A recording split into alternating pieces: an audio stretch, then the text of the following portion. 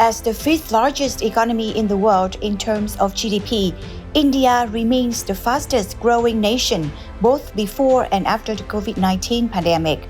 Mr. Bagla is the CEO of India's investment promotion agency. He stated that India has set a new record in foreign direct investment each year, attracting capital across 61 sectors in 31 states and territories. With a remarkable and sustained global record of comprehensive growth over many years, economists worldwide have made highly optimistic predictions about India's economic position in the coming years. Let's explore Goldman Sachs' forecast for the colossal economy in this South Asian nation in today's World Affairs. India is poised to become the world's second-largest economy by 2075, leapfrogging not just Japan and Germany, but the US too, says Goldman Sachs. Currently, India is the world's fifth-largest economy, behind Germany, Japan, China, and the US. On top of a burgeoning population, driving the forecast is the country's progress in innovation and technology, higher capital investment, and rising worker productivity, the investment bank wrote in a recent report. Over the next 2 decades, the dependency ratio of India will be one of the lowest among regional economies, said Goldman Sachs Research India economist Santanu Sengupta. A country's dependency ratio is measured by the number of dependents against the total working age population. A low dependency ratio indicates that there are proportionally more working age adults who are able to support the youth and elderly. Sengupta added that the key to drawing out the potential of India's rapidly growing population is to boost the participation of its labor force. So that really is the window for India to get it right in terms of setting up manufacturing capacity, continuing to grow services, and continuing the growth of infrastructure, he said. India's government has placed a priority on infrastructure creation, especially in the setting up of roads and railways. The country's recent budget aims to continue the 50-year interest-free loan programs to state governments in order to spur investments in infrastructure.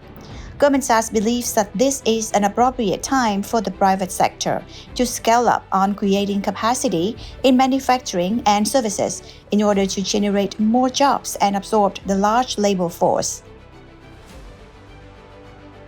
Spearheading India's economic trajectory is also its progress in technology and innovation, the investment bank said.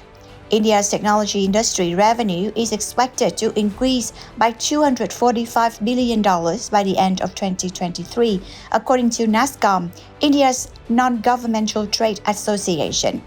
That growth will come from across the IT, business process management, and software product streams. Additionally, Goldman predicted capital investment will be another significant driver of India's growth. India's savings rate is likely to increase with falling dependency ratios, rising incomes, and deeper financial sector development, which is likely to make the pool of capital available to drive further investment, Goldman Sachs report stated. The Achilles heel to the bank's projection is the labor force participation rate and whether it increases at the rate which Goldman projects. The labor force participation rate in India has declined over the last 15 years, the report noted, underlining that women's participation rate in the labor force is significantly lower than men's. A mere 20% of all working-age women in India are in employment, the investment bank wrote in a separate report in June, citing that the low figure could be due to women being primarily engaged in piece work, which is not accounted for by the economic measures of formal employment.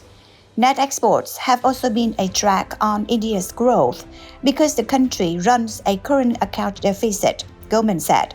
The bank highlighted, however, that services exports have been cushioning current account balances. India's economy is driven by domestic demand, unlike many more export-dependent economies in the region, with up to 60% of its growth mainly attributed to domestic consumption and investments, according to Goldman's report. S&P Global and Morgan Stanley have also predicted that India is on course to become the third largest economy by 2030. India's first quarter GDP expanded 6.1% year-on-year, handily beating Reuters' expectations of 5% growth. The country's full-year growth is estimated to come in at 7.2%, compared with 9.1% growth in the 2021-2022 fiscal year. Ramki Majumdar, director of Deloitte India, believes India has huge potential as an export hub and as an investment destination in the manufacturing and services sector. Recent trade agreements have been aimed at integrating the manufacturing sector with the global supply chain. Consequently, there has been a healthy rise in foreign direct investment, equity flows from Japan, Singapore, the United Kingdom, and the United Arab Emirates in the fiscal year of 2022-2023, even as FDI from the United States fell, Majumdar told DW. This points to a rising confidence among global investors to invest in India, and the flows are becoming more diversified.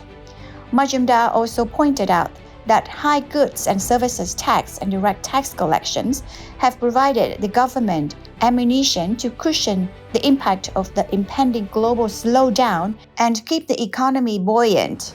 However, Chakraborty, an expert from the National Institute of Public Finance and Policy, stressed that despite economic growth, India still has one of the highest levels of income inequality in the world. The post-COVID fiscal and monetary strategies are crucial for sustained growth recovery. When we say India is doing well, we must ask the question, for whom? The widening inequality is a matter of grave concern and requires immediate policy attention, she said.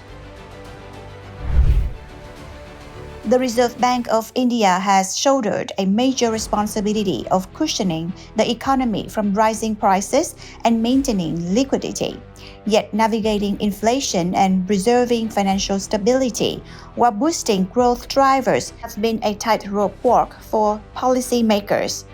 Dr. Ramki Majumdar expects the government to focus on a three-pronged strategy. First, a well-balanced monetary policy. Amidst inflation concerns, the RBI is unlikely to let its guard down and will keep the monetary policy tight. The downside of the move is that higher policy rates will raise borrowing costs, which will in turn moderate credit growth. While prioritizing stability is the need of the hour, the government cannot afford to overlook growth. India needs investments to remove supply bottlenecks and meet the rising demand. Low credit availability will impact capacity building. In short, too much tightening will result in a vicious circle of low credit availability, investment and supply, thereby causing further inflation. The RBI's latest move to halt the rate hike cycle is an indication that the RBI also wants to keep economic growth into consideration as it aligns inflation with the target. Second, amplify efforts in spending on infrastructure while consolidating expenses. Over the last year, investment flows from abroad have remained modest.